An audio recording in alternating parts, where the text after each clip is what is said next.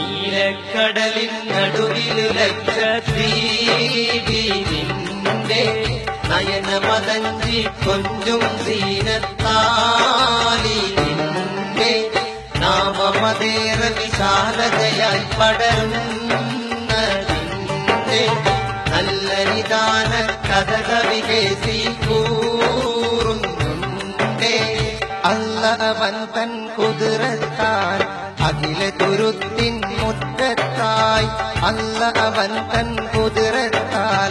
അഖില തുരുത്തിൻ മുറ്റത്തായി ഇല്ലം നൽകി നമത്തായി വേലി പണിഞ്ഞവൻ പൊന്നത്താൽ പല പല നിറവും കോലത്താൽ പാരകളുണ്ടതിൽ ദീനത്താൽ മഞ്ഞാനും സൂഫിക്കതിയാ കൊടിയോനും ഇതിലെ പൊതുസ്വത്തായി നീലക്കടലിൻ നടുവിൽ